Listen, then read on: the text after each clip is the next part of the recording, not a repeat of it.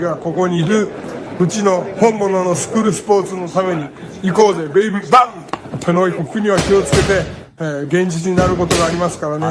Alright, so we're going to go ahead and continue that long-standing tradition of covering Japanese boxing here on True School Sports. True School Sports, the number one home for Japanese boxing in America.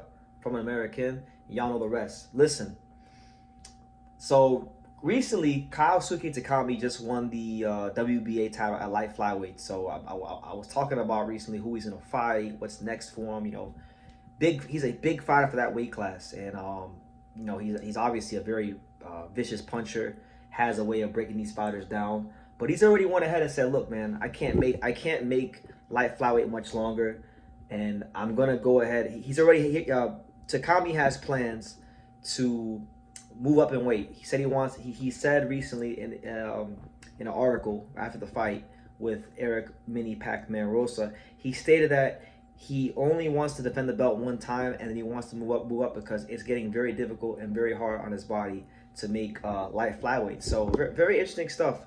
After he defends the belt, I'm looking at like what could be next for Takami if he goes from light flyweight to flyweight. And it's interesting because when you look at the scope of the flyweight division, it's a much more competitive weight class than light flyweight. You know, you have a lot of fighters domestically there in Japan he could fight. You have fighters like Masamichi Ibuki, who currently occupies the IBF title. You have Seigo Yuri Okui. You have Taku Kuwahara. You've got just all kinds of fighters. It never ends. There's a lot of them. So. Yeah, I think he'll be a really good addition to the weight class. I'll be very intrigued to see how his punching power carries up, because one thing that makes Takami so dangerous as a light flyweight is how much bigger he is than everyone.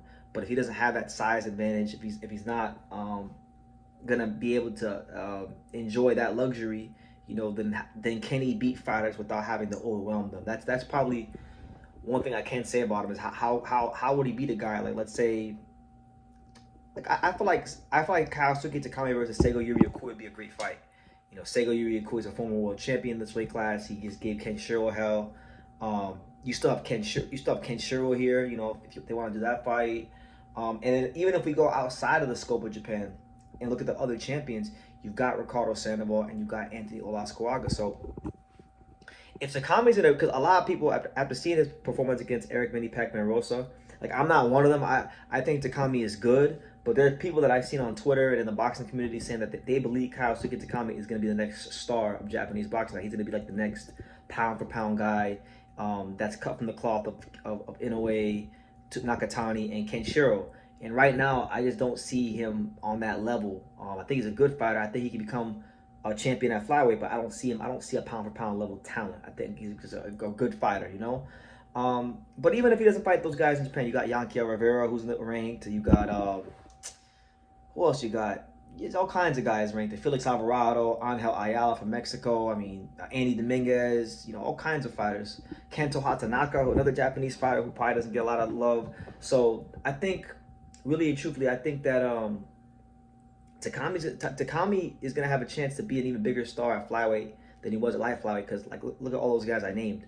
There's a lot of guys right there in this country he could fight, and the champions are better and more higher profile names than the guys, you know, at light flyweight. So it's listen, if you can't make the weight, it is what it is.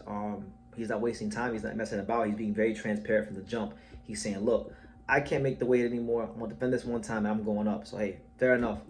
I'm a little disappointed that he's not gonna stay at light flyweight longer, because my dream fight for the light flyweight division was Kyosuke Takami versus Yuga Osaki, but you know that's not gonna happen because he can't make the weight much longer. So it is what it is. But you know, Takami's probably, to me, one of the more interesting stories in Japanese boxing right now. It's just really good fighter, strong, dynamic, comes forward, defensively leaky, but like at light flyweight, I think he's too big and too strong for everyone, so they can't really make him pay. Now I'll tell you this, he don't tighten some things up and you go to flyweight, you know, a guy like Seigo Yuri Okui hit you the wrong way, or you know, one of these kind of guys, Kento Hatanaka, or Masamichi Ibuki, or Ricardo Sandoval, or Anthony Olascoaga, or Yankiel Rivera. These kind of guys hit you the wrong way, it can be curtains for you. So yeah, I think it'd be a good addition to the weight class. And all of a sudden, you look at the flyweight division.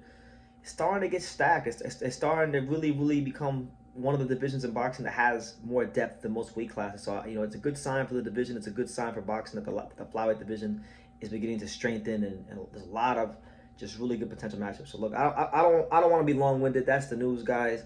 Kyosuke Takami has announced formally that he is planning a move to flyweight after his first and only title defense as light flyweight champion. So make of that what you will.